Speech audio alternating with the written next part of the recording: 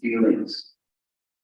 Feelings of love, feelings of sorrow, feelings of joy, feelings of dense form meant to stimulate in the audience emotion of different types in relationship. And then he wrote literature about the relationship. And he also wrote something about the mind.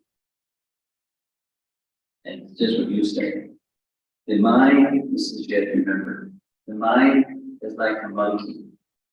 This is in Sanskrit. The mind is like a drunken monkey. The mind is like a drunken monkey that's been bitten by a scorpion. The mind is like a drunken monkey that's bitten by a scorpion and haunted by ghosts. To control the mind is very difficult.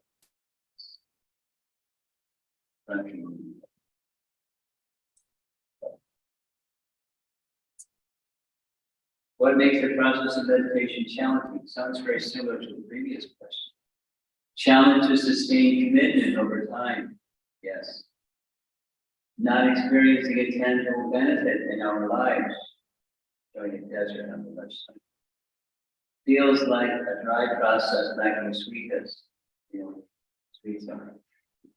Attachment to various things that disturb or distract us from mantra meditation. That's the monkey mind. The object of meditation or the process of meditation is not well understood or internalized. In other words, the opposite, by understanding what meditation is and what it can do, will be helpful. See if that helps. Lack of time. No time management. Okay. How healthy relationships? How healthy relationships help my meditation. Meditation helps relationships.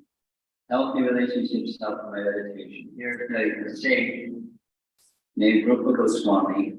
He wrote a series of literatures in Sanskrit. One of those verses in Sanskrit. The mantra is a suite of different chanting. However, it is often experienced as bitter and revolting, just as a jaundiced person tastes something sweet. Okay. If you have jaundice, it's part of the Ayurvedic remedy. You take rock candy, not just something sweet, but rock candy, mystery. So, when I've had jaundice once, it was fun. And because I heard this, so I tried it, took some rock candy. Very bitter. But I continued taking it because I was told, according to Ayurveda, it's a type of medicine, medical science, that it makes the jaundice diminish. So liver thing. So it's mystery goes into the liver, it cleanses the liver, and then it starts to be sweet again. It works. Similarly, the chanting for the holy name may seem dry or tasteless, or I'm not getting anything from it, like some of the things they said. But that's because of our disease condition. However, a way to improve this is the foundational loving relationships described earlier in this book. So earlier in the book, this is the same book, Nectar of Instruction. There's love, there's types of loving exchanges. The dati, patigranati. You offer gifts and receive a gift. Goyam agyati krishti. You reveal your mind in confidence. Others reveal their mind, offering food. Then one is happy and well prepared to enter deeply into meditation. So relationships help meditation. Loving relationship, self-meditation.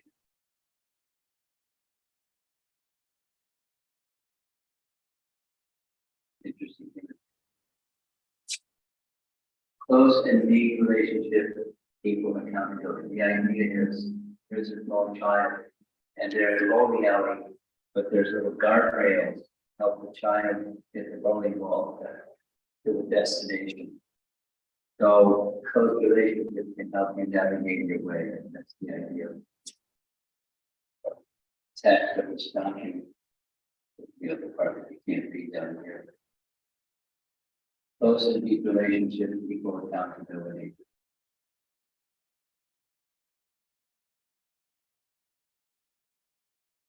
Mahabharata.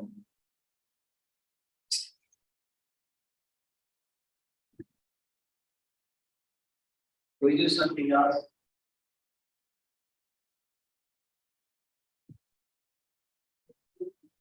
Come closer to you. Yeah. You won't do it? Okay. Just next to Moses.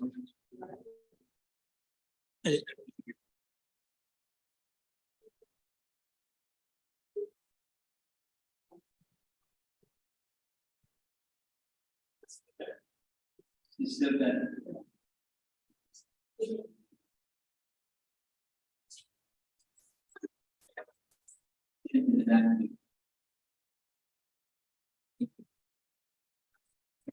Yeah, Mike. So you use one report instead of report? Yes.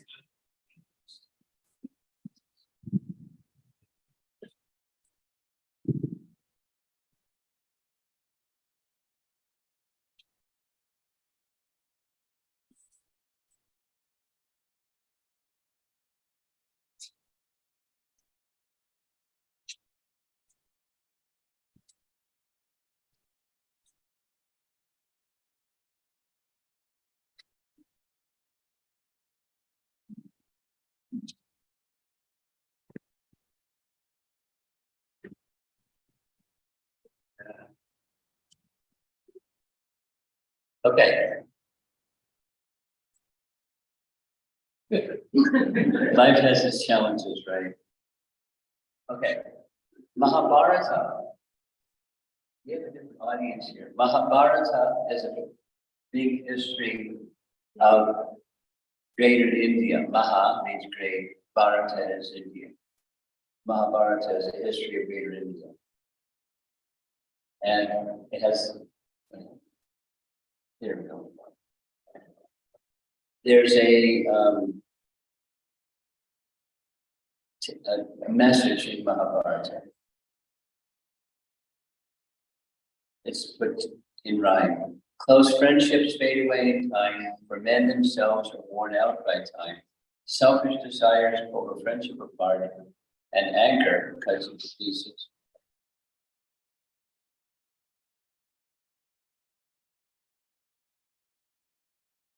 Those two boys look happy. They've got their victory sign going. But little boys become old, boys become men, those close friendships fade. But worse than close friendships that fade are selfish desires. And then not just fading with time. Selfishness pulls friendship apart, anger cuts it to pieces. So from friendships on the material plane, we're speaking of this form and substance message. That which is just based on physical or mental, emotional, or some people are more on the intellectual plane. There's some camaraderie or some kinship because of likeness on the physical plane, but it doesn't endure over time. And selfishness rips it apart, and anger cuts it to pieces. So this message over here, this is, I took a scan of an image that was on the wall of a friend of mine. Just a little background on a friend of mine. He was an African American who grew up in a ghetto in one city in America. And when he was growing up and going to high school in America, there was this trend going in the direction of being kinder and friendlier and warmer and helpful to underprivileged people, especially Black underprivileged people in America. So what was going on at that time was the Ivy League school, the top school, Princeton University, he went to college, gave him a full scholarship, which he never would have been able to afford because he grew up in the ghetto. And at the end of his senior year, he was the, whatever you call it, he was the president of his graduating class. And he was the top student in his graduating class with a full scholarship from Princeton University, that's a big deal. And somehow he received one of Bhagavad Gita, and reading it, he was drawn to it, and he started participating in a life of devotion, life of bhakti yoga. And after some time, he became interested in sustainable living. So he took part in establishing a farm community. And so this sign came from his quarters. He died of cancer. He's no longer with us. So I was visiting and saw this on his wall. This is some background, just human interest, but a really nice, elevated person. A friend is one who knows you as you are, understands where you've been, accepts who you've become, and still gently invites you to grow. Nice. It's not just warm and fuzzy, it's what a friend is. So when you find a person like this, you have a friend. And here's from a lecture from my spiritual master. Friendship means you are thinking how my friend will be. Now he may be wanting a glass of water. So before asking me if you give me, I think you may require a glass of water. That is friendship. Friendship means feeling friends, welfare, always. Sanskrit word, surit means friendly. Friendship is not simply chatting. Friendship means thinking, how my friend will be happy. This is friendship.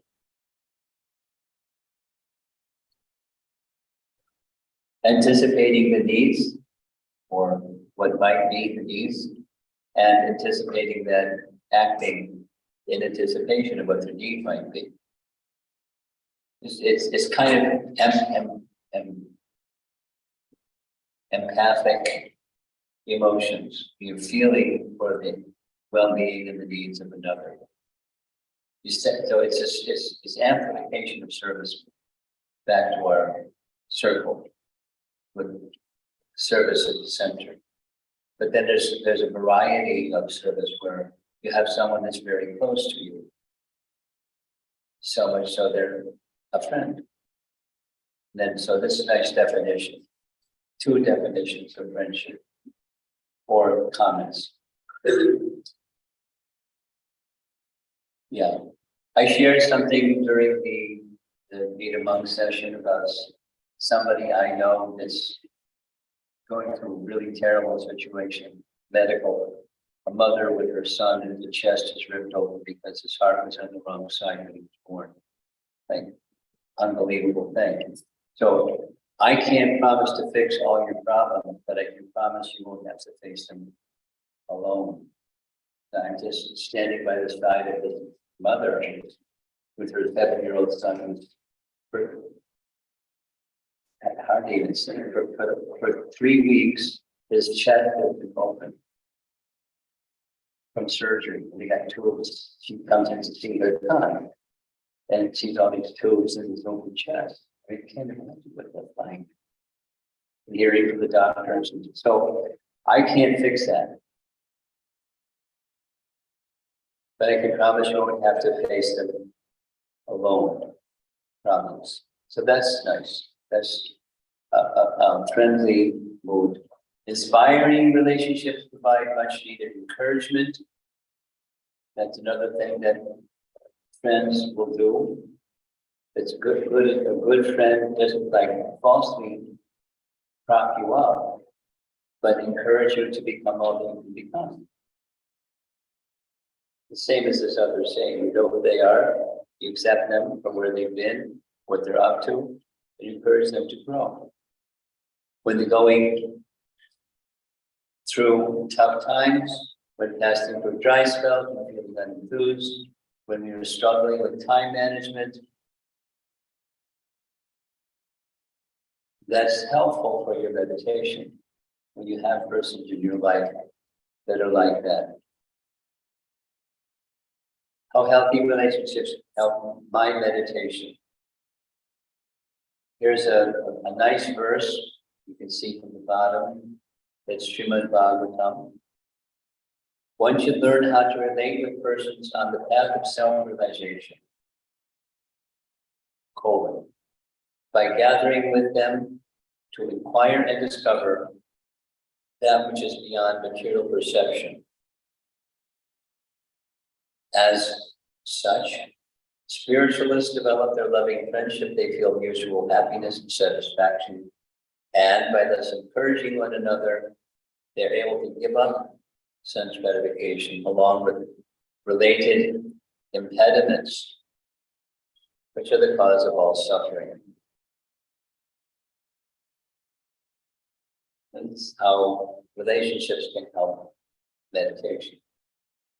A nice example. Here's a teacher and a student. Some of you have been speaking about Bhagavad Gita. By the way, everyone will be getting a copy of Bhagavad Gita, a take-home copy, gift copy, yes? Whoever wants one. No, fantastic. You've been hearing a lot about it. By now you probably wonder, what's in that thing? So you'll get one if you want to. And Krishna is the speaker of Bhagavad Gita. And he had a pastime where he went to school. This is Krishna, it's his brother Balaram, and then his teacher. To help in healthy relationships with the teacher. There's some subtle aspects, mind having a spiritual goal, trying to understand oneself, having a mood of service is nice. It's more than nice. It's important to have a service mood towards one who's giving to you, like a teacher is giving, or a parent is giving to you, or an elder is giving to you, or some kind person is giving to you. So wanting to do something for them, some kind of service. These are concepts that come from a strong teacher-student relationship, where the teacher exemplifies these teachings over and above providing the content. So in other words, they model what they're teaching. You walk your talk. That's the conventional way of saying it. They not only give teaching, but they model it. It's one of the best ways to learn is to be with somebody who likes to give good teaching, but they live those good teachings. And then you can see, oh, that's what it looks like.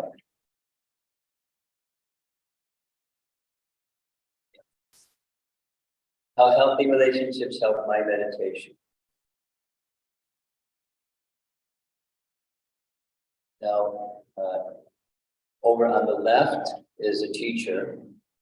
His name is Chaitanya Mahaprabhu, and he gave teachings about how to get a taste for mantra meditation. So here's what he wrote, but he also modeled it. If one is humble, thinking oneself lower than the straw on the street. If one develops forbearance and thus is more tolerant than a tree. If one frees oneself of the desire for receiving attention and respect, and instead offers all respect to others, then in such a state of mind, one can fully absorb themselves in and relish the process of mystical mantra meditation. Now, that's something he wrote, but he also set an example in his life again and again and again.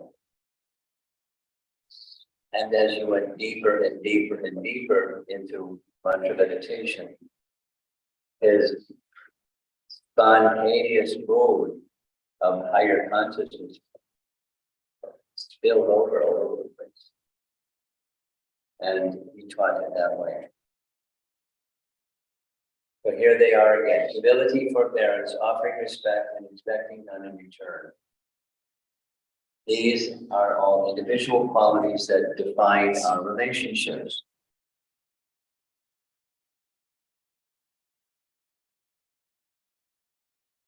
Or the absence of them. It also defines a relationship, but a wholesome relationship is these four things. Now, we spoke a little bit in the midday session about expectations and projecting expectations on another person. That my relationship with you is you're supposed to fulfill my expectations. And if you don't fulfill my expectations, I'm going to let you know. And if it keeps up, relationship is over. So without having the expectation, offering respect, it's one thing to offer respect.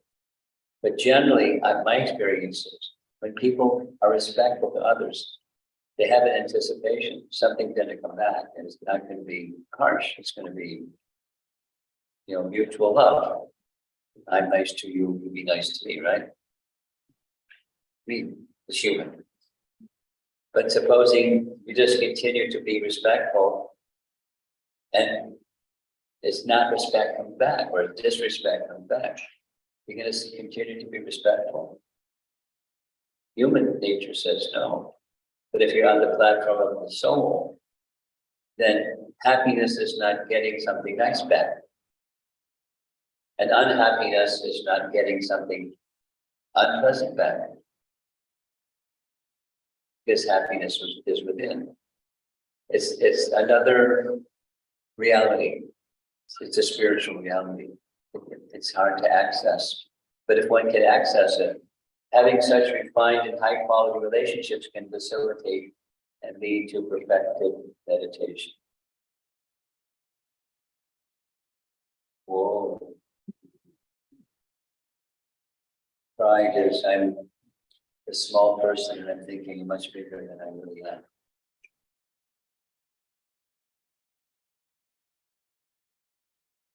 It's this one.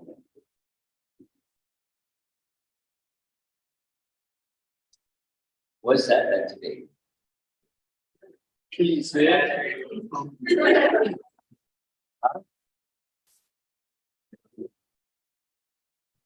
We'll ask you when you created this.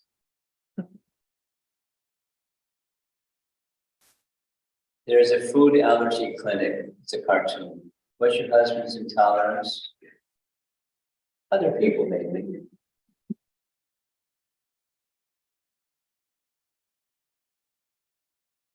These are, relationships that are difficult. Where's the text for this one?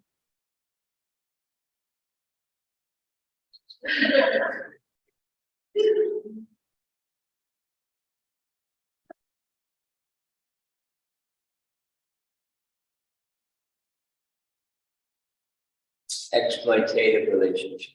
We know this was back to the first day. or the first session. One is always giving, one is always taking, being exceedingly dependent, envy, pride, violence, and anger permeate the relationship, characterized by the mode of ignorance. So somebody's got this elephant all tied up and they want them to do work for them. That's an exploitative relationship. He probably gives them some straw or something like that.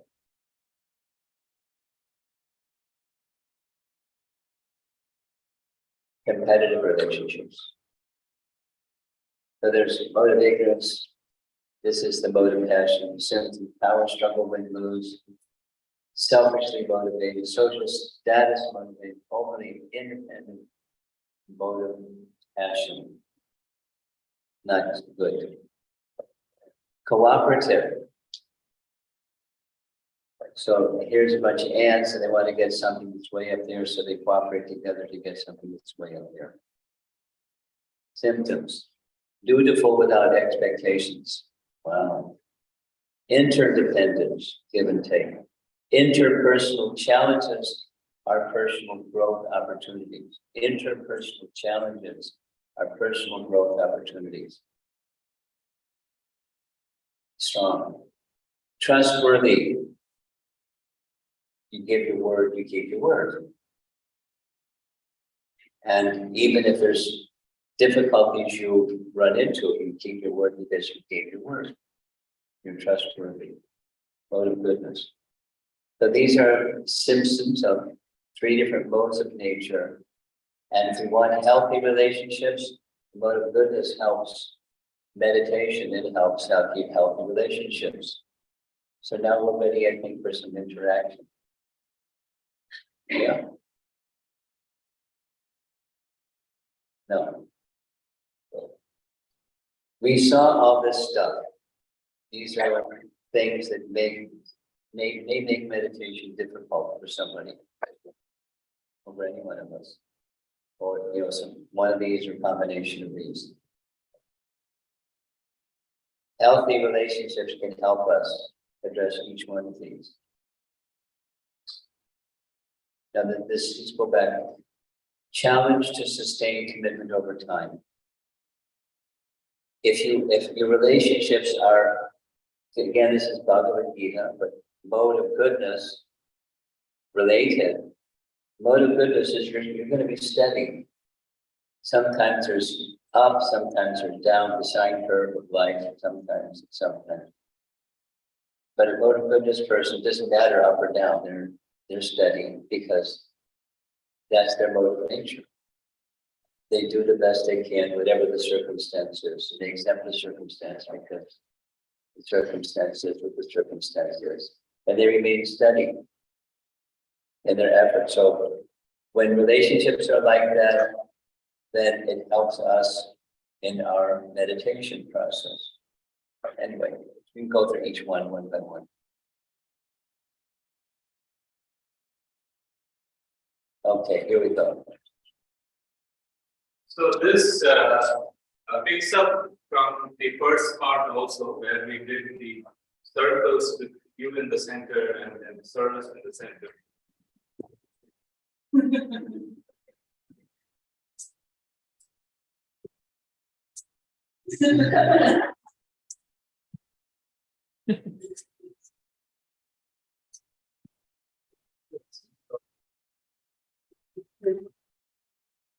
Okay.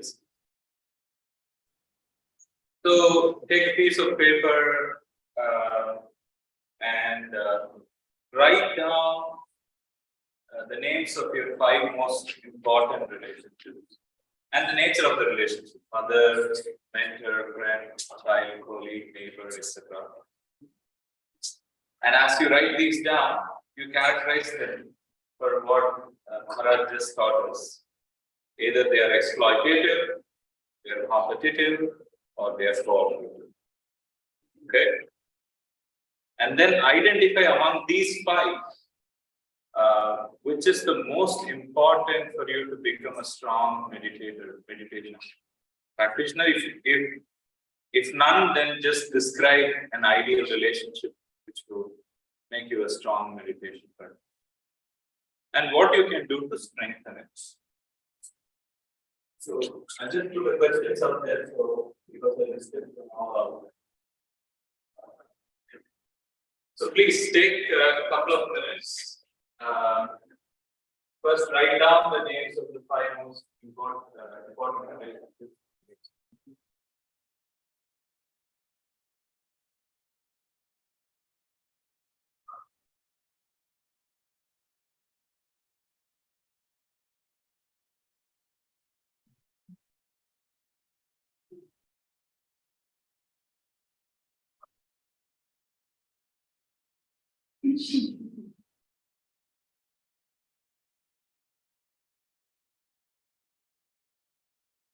Everybody got so serious.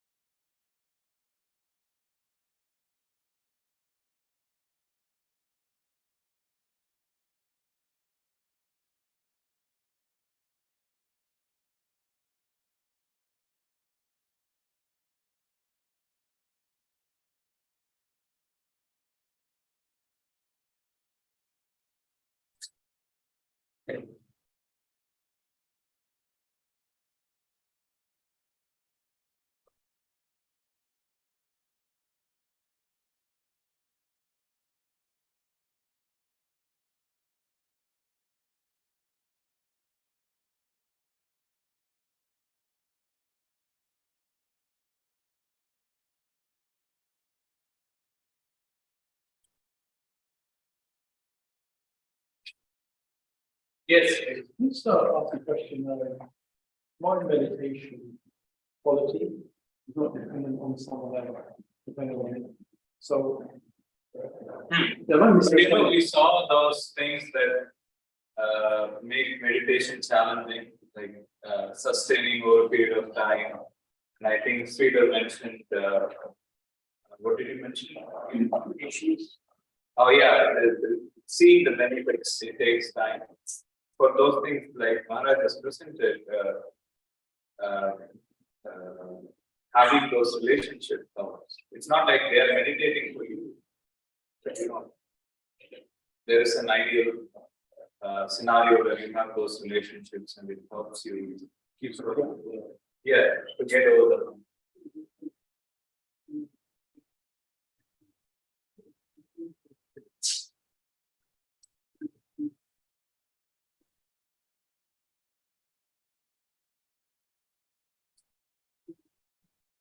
Okay, you all had some time to think and write this down. So we'll quickly go to the next step of this. Do you guys still need the questions? Okay. Categorize the relationship. Identify the most important one for being a strong meditator.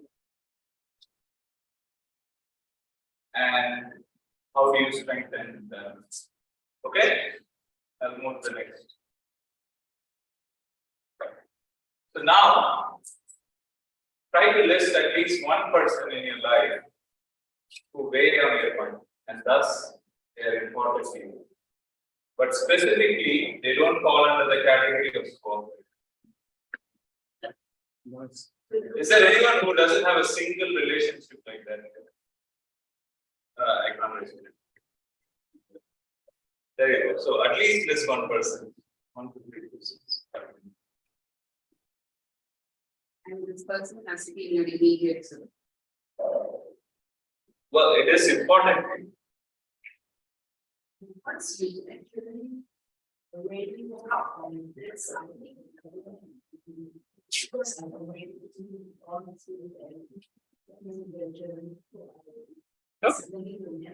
Maybe all become like you.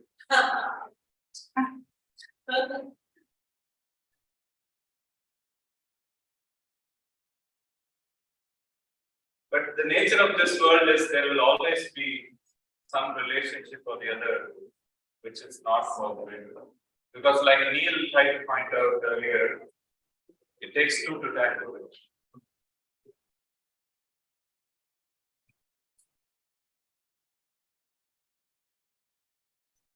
Nice image.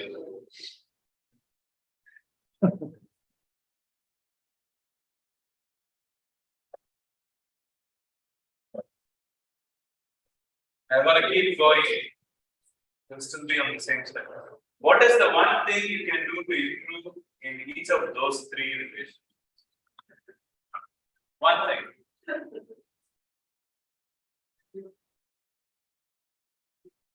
That you personally can do, not the other.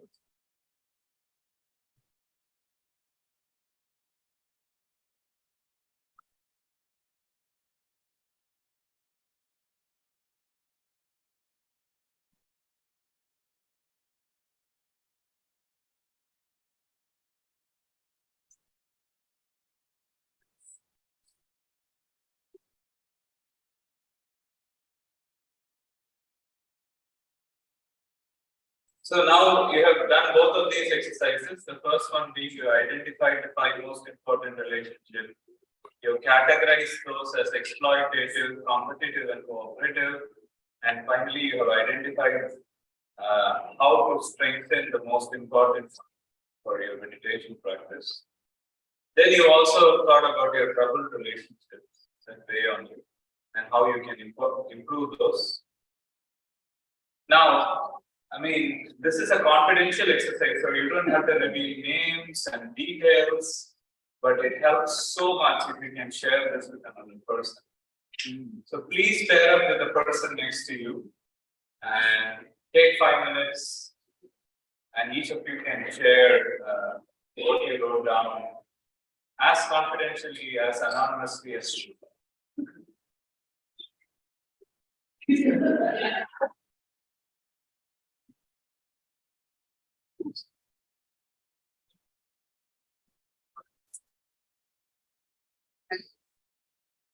Anyone does not have hair?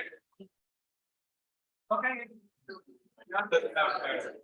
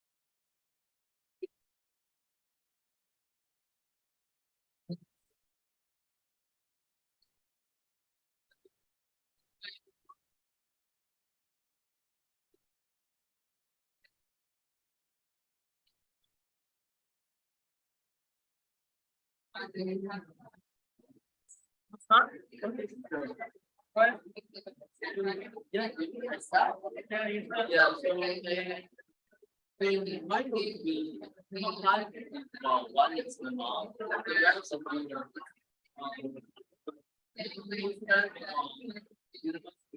one very close friend.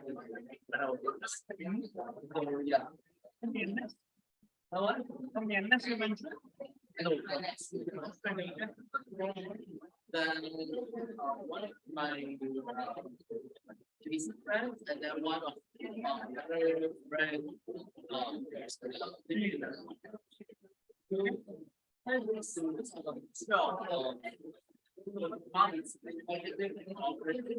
That with friends is one of the friends exploited it, but I didn't see then very close friends. Oh, okay. There was another question stating that what would you do to improve those relationships with? Yeah, with one of them, right? Yeah. Think, sorry, right? So it's my mom. Yeah. Easier. Easier. Yeah, easier. Okay. Yeah. Okay. And then how do you think that it would improve the relationship? Well, I mean, like, being or like, yeah. And the company when I'm not level, but I think I will try to fan. She's not asking for it, but I'm like giving. Yeah, that's nice. How much more time do I give? How much more time do you need? So I think one the other person is only weighing down on my mind, and it's not on my thoughts. 80 seconds. Yeah, it's my father. Your father. It's because it's not on my closest, but it's on my mind. Not as much as yeah, because it's constant. It used to be basically on person. Now it's verbally on person. Me and my mom. Yeah. Usually what happens is, let's say we are it's anger and one meditation doesn't really help in the situation.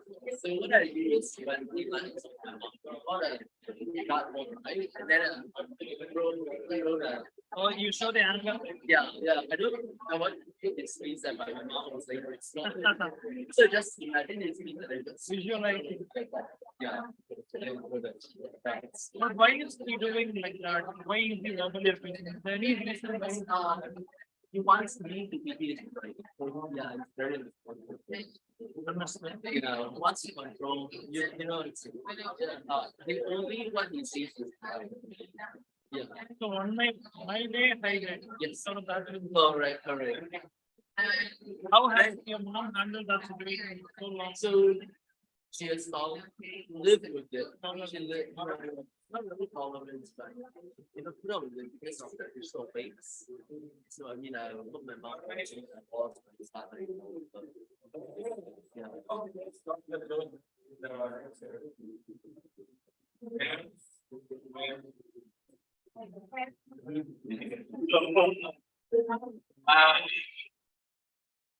So I hope you found this exercise helpful.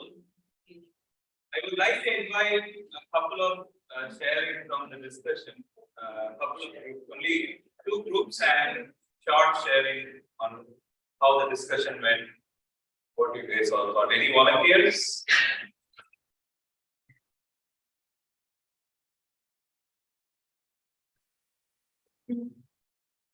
One thing on each.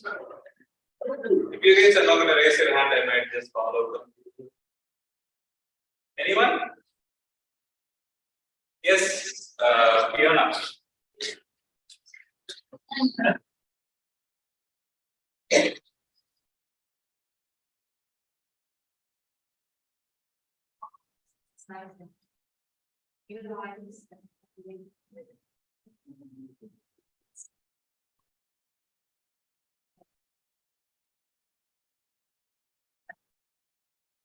Okay, so I think you hear me.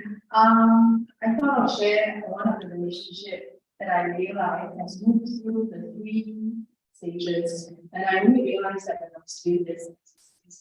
So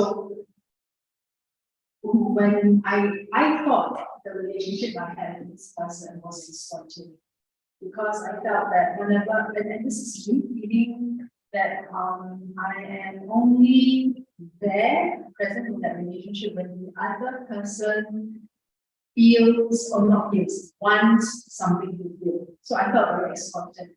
So to me, that was an exploited relationship. But I realized that it has moved. That relationship has moved from exploited to competitive, where we started to one up each other. Like I was started in whatever ways, like so we're one upping each other all the time. And without even realizing, it has also now it has moved to a cooperative one. I didn't realize it until now that I think it kind of moved there because I started I started to set very clear boundaries. And the other person has also told me things like, listen to me first. And that was a reflection on myself that I had learned to start listening as well. So actually without even like going like we are going to do this, we started doing that. And in so doing, like me setting boundaries, the other person telling me to listen, and me starting to learn to listen to the other person, we've actually moved into a cooperative relationship.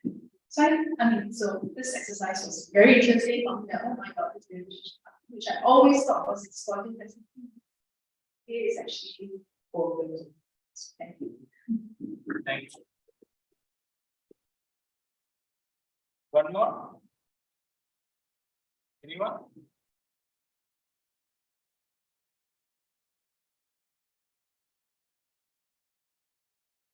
All right, then,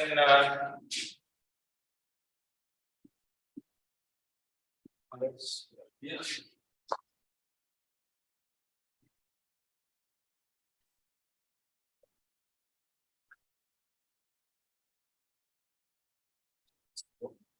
This last time.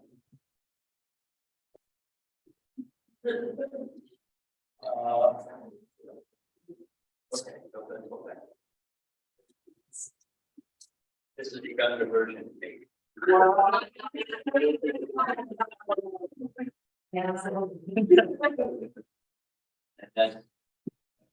that's very cool. And we're group of friends, and we're all living together in this big building.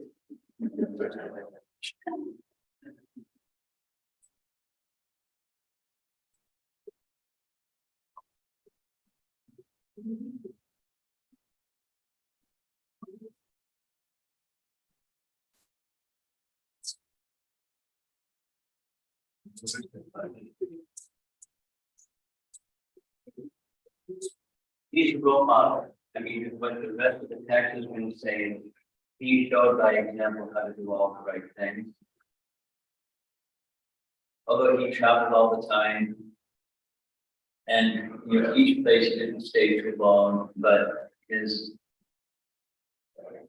persona and his relationship building skill was amazing.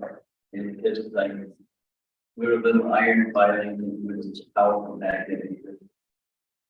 There was him, and we felt protected and cared towards having a starting.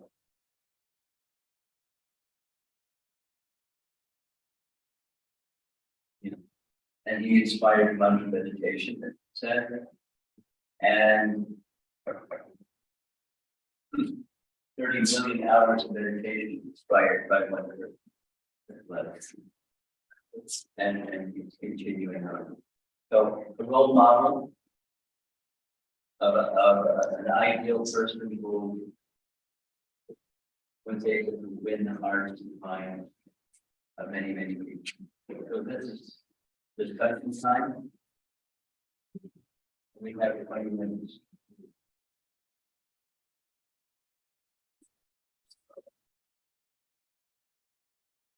Okay. So we have decided everything meditation. So basically saying that we should treat our thoughts, feelings like whether And there is always remember